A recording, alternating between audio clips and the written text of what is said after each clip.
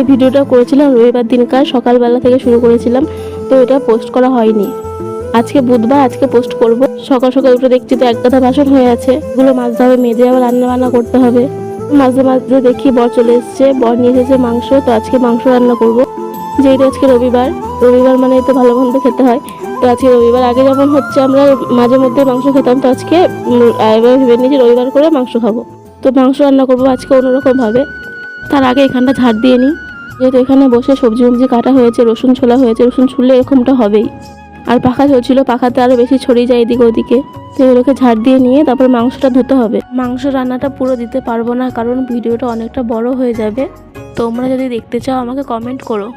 আমার জন্মদিনের দিনকার এরকম রান্না করেছিলাম, তো বর খুব ভালো খেয়েছে, তার জন্য আজকে বললো যে মাংসটা দিয়েছি, এবার রান্না করো ওরকমভাবেই। তাই জন্য মাংসটা দেখো, প্রথমে হচ্ছে কি আমি লঙ্কার গুঁড়ো আর নুন আর হলুদ দিয়ে আমি ম্যারিনেট করে রেখেছিলাম, তো এখন হালকা করে ভেজে নেবো, 5-6 সেকেন্ডের জন্য ভাজবো। তুলে নিয়ে তারপরে আলুগুলোকে ভেজে নেবো। আলু দিতেও পারো, নাও দিতে পারো, যেহেতু আমরা বাঙালি আলু তো দরকার হবেই, তো জন্য অল্প করে আলু দিয়েছিলাম।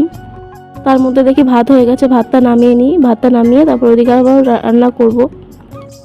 আমি এরকম ভাত উবুর দিয়ে এরকম একটা চা আছে, চা করি যেটার মধ্যে, তার মধ্যে ভাত উবুর দিই, তাতে আমার সুবিধা হয়।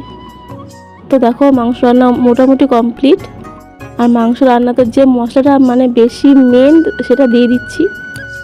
একদম কষা কষা করে করেছি, যেহেতু ভাত দিয়ে খাবো। আর ঝোলও করি মাঝে মাঝে, তো আজকে এটা কষা কষা খেতে ভালো লাগে বেশি। তো চলো দেখো, আর রান্না করছিলাম লাউ। তো দেখো কী কী রান্না করলাম, পটল ভাজা আর লাউ ছেচকি আর হচ্ছে চিকেন। তো এই দিয়ে আজকে দুপুরে লাঞ্চটা সেরে নেবো। চলো আজকের মতো এখানে টাটা, দেখা হবে পরে অন্য কোনো ভিডিওতে। আজকের মতো এখানে টাটা, বাই।